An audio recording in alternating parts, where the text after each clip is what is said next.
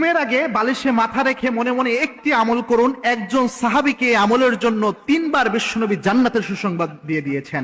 মনে রাখবেন, ঘুমের আগে মনে মনে এই আমলটি করা যায়। এই আমলটি যদি আমরা করতে পারি, আল্লাহ রাব্বুল আলামিন জান্নাতের সুসংবাদ দিয়েছেন এই আমলের কারণে, 3 বার বিশ্বনবীর মাধ্যমে। সুতরাং এই আমলটি অনেক বেশি গুরুত্বপূর্ণ। এই আমলগুলো আমরা অনেক সময় সিনসিয়ারলি করি না, যার কারণে এর ফাদিলা থেকে আমরা বঞ্চিত হই। মনে রাখবেন, সাহাবে کرام তাদের জীবনকে সাজাতেন আমলের মাধ্যমে। এই আমল দিয়ে যদি আমরা জীবন সাজাতে পারি, আল্লাহ রাব্বুল আলামিন আমাদের জীবনকে বারাকা দিয়ে ভরপুর করে দিবেন। আমরা যদিও এটা অনেক সিনসিয়ারলি নেই না। এই আমলটি আল্লাহর হাবিব ইসলাম থেকে এসেছে। একদা আল্লাহর হাবিব ইসলাম একটা দার্সের মতো করে এইভাবে বসেছিলেন, সাহাবা একরামের সামনে আলোচনা করছিলেন। আল্লাহর হাবিব বললেন, এই মুহূর্তে যে সাহাবী দার্সে উপস্থিত হবে, মসজিদে নববীতে উপস্থিত হবে, ওই সাহাবী জান্নাতি। সাহাবা একরাম লক্ষ্য করলেন, একজন সাহাবী উপস্থিত হলেন। দ্বিতীয় দিন আল্লাহর হাবিব আবার বললেন, এখন যে ব্যক্তি উপস্থিত হবে সে ব্যক্তি জান্নাতি।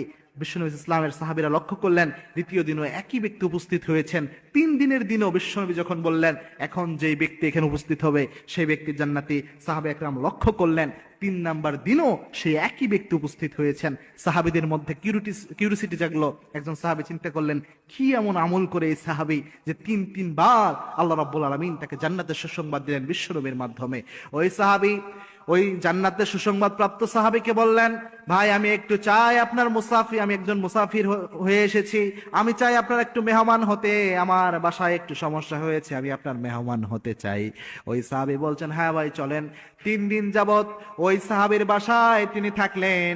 তিনি দেখলেন অন্যান্য সাহাবীরা যেমন রাতের বেলায় তাসবিহ তাহলিল করে, ওই সাহাবী ওই কাজটা করে। অন্যান্য সাহাবীরা যেভাবে তাহাজ্জুদের নামাজ পড়ে, এই সাহাবী একই তাহাজ্জুদের নামাজ পড়ে। অন্যান্য সাহাবীরা যে আমলগুলা করে, এই সাহাবী একই আমল করে। কোনো পার্থক্য তিনি পেলেন না। 3 দিন থাকার পর তিনি জিজ্ঞেস করলেন, ভাই আমি আপনার কাছে এসেছিলাম, বিশ্বনবী 3 বার আপনাকে জান্নাতের সুসংবাদ দিয়েছে, কোন আমলের জন্য আপনি এই সুসংবাদ পেলেন এটা জানার জন্য এসেছিলাম। আমি বুঝতে পারলাম না কোন আমলে আপনার এত বারাকা আল্লাহ দিলেন। ওই সাহাবী বলছেন যে, ভাই আমি তো স্পেশাল কোনো আমল করি না, আমার জানা মতে কোনো স্পেশাল আমল আমার নাই। তবে আমি যখন ঘুমাতে যাই, আমি যখন রাতের বেলায় শুয়ে পড়ি, তার আগ মুহূর্তে আমি আমার মনের মধ্যে কোনো হিংসা, কোনো ক্ষোভ কোনো ব্যক্তির ব্যাপারে রাখি না। আমি সবাইকে মাফ করে দেই, কারো ব্যাপারে কোনো হিংসামূলক কোনো কিছু আমি রাখি না। হতে পারে এই আমলটার জন্য আল্লাহ রাব্বুল আলামিন আমাকে এই বারাকা দান করে দিয়েছেন। মনে রাখবেন প্রিয় ভাই, রাতের বেলায় আপনি যখন শুতে যাচ্ছেন, সকালে যে আপনি ঘুম থেকে উঠবেন এর তো কোনো গ্যারান্টি নাই। যে মানুষরা আপনাকে কষ্ট দিয়েছে তার ব্যাপারে যদি আপনি হিংসা, ক্ষোভ মনের মধ্যে রেখে দেন, কোনো মানুষের ভালো দেখলে আপনার মনে যদি হিংসা চলে আসে, এটা নিয়ে যদি আপনি মারা যান, আল্লাহ চাইলে, বিশ্বনবীর হাদিসে বলেছেন, কোন ব্যক্তির মধ্যে হিংসা অহংকার থাকলে ওই ব্যক্তি সহজে জান্নাতে যেতে পারবে না। সুতরাং উচিত হচ্ছে ঘুমের আগে এটা মনে মনে